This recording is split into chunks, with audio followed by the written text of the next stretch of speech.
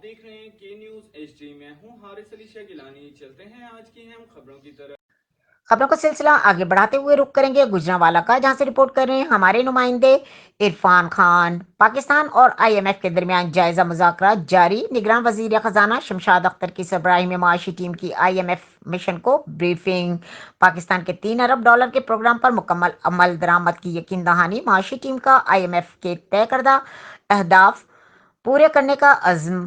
مالی سال کی پہلی سہ-ماہی کے اہداف میں تقریباً حاصل کر لیے گئے ہیں. آئی ایم ایف کی بریفنگ.